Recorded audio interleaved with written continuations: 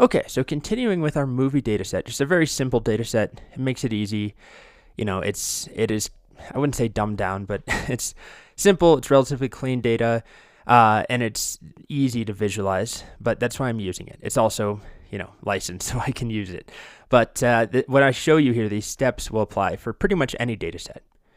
What I can do if I want some visualizations, if I have something in mind, of course, I can just ask, I want to plot a scatter plot comparing the Metacritic scores to the user scores, or an open-ended sort of statement. Let's do some data visualization.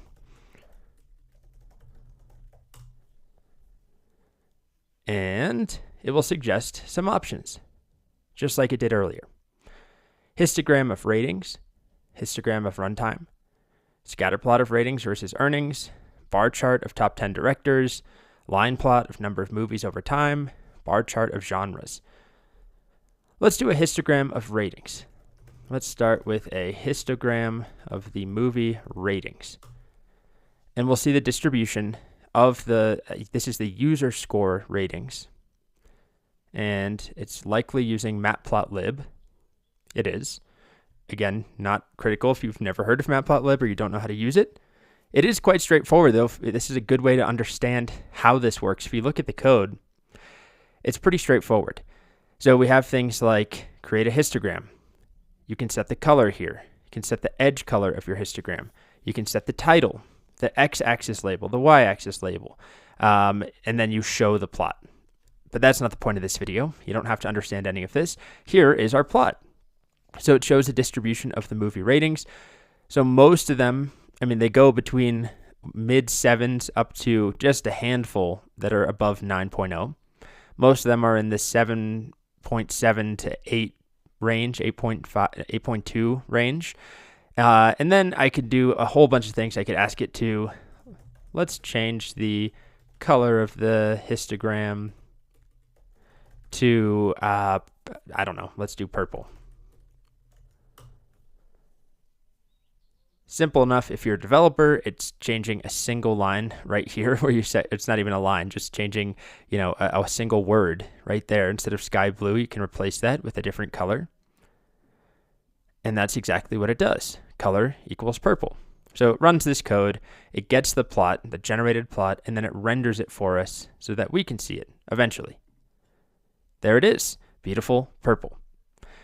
And I can tweak all of these things. I could say I want to change the title of the plot.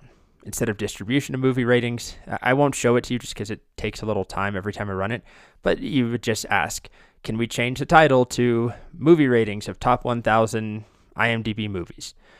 You can change the actual figure size. Right now it's 10 by 6. I could make it a lot taller, a lot skinnier, so that'd be the overall diagram size. But let's move on to another plot. Why don't we do a scatter plot of rating versus gross earnings? So I'm just going to copy its suggestion here. Let's do a scatter plot of rating versus gross earnings. So user rating compared to how much a movie earned. And you'll see it's still using matplotlib. This time it's using plot.scatter, which is a different method to make a scatter plot. You provide 2 different columns of data, the rating, and then the gross, the movie's gross in millions of dollars. It's still using color of purple because it's just assumed that's what I want. It gives me some basic analysis. It basically says there's no clear correlation here. A higher rating does not guarantee higher earnings, and it looks like it did not render it, which does happen sometimes. So I'll just click regenerate, and hopefully it renders it the second time through. And here we go. Now we can see rating on our scatter plot on the x-axis and gross on the y-axis. Let's do another simple one. Let's look at the line plot of movies over time. Are most of these movies recent that are in the top 1,000 on IMDb or not? Do they include, old movies from the early days of cinema, or are they heavily weighting, things like The Dark Knight and Shawshank Redemption, things that are, I guess, they're not recent, but from the 90s and 2000s.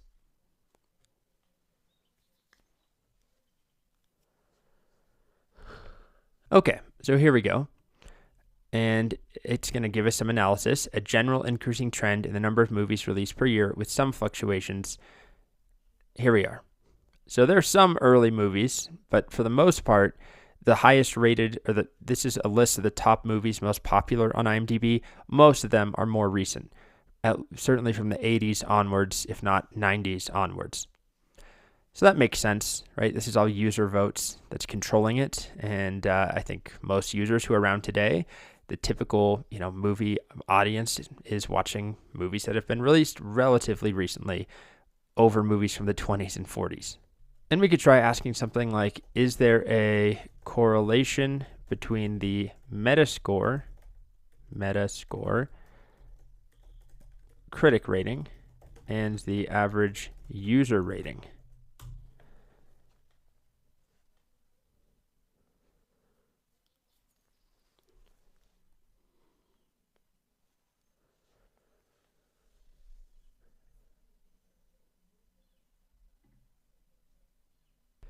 And the correlation that it came up with was a value of negative 0 or 0.06, so just barely negative. A value of 0 means there's basically no correlation between the two values. A positive value means there's a correlation. Negative 1 means there's no value, or there's no correlation. Well, negative 1 would be perfect negative correlation.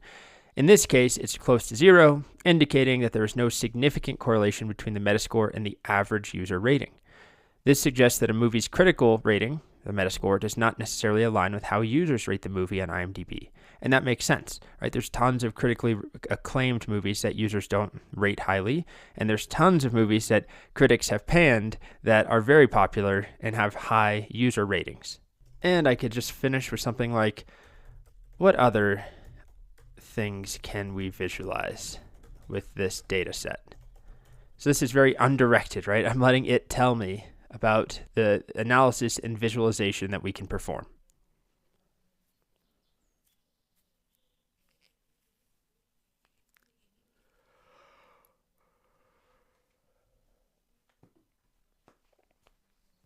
Why don't we try heat map of correlations? Let's do a heat map of correlations. Oh, it's still generating, so it won't let me hit enter yet. There we go. So it's going to generate multiple plots to visualize the correlations between different numerical columns in the data set.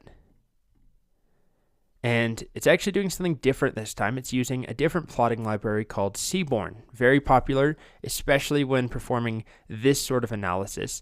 Seaborn also just makes better looking plots in my opinion.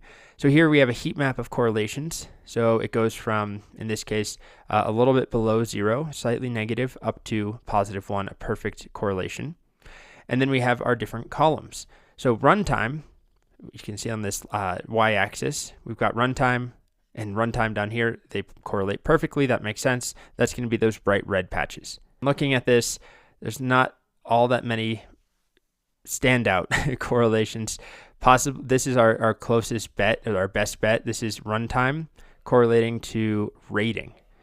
Okay, so it's a very low value at 0.27, but it is a positive correlation value between runtime and rating. And then the same is true for Metascore and gross. So how much movie made compared to its Metascore, there's a little bit of a correlation, 0.18. Remember, +1 is a perfect correlation. Oh, and it actually does the same analysis I was just explaining.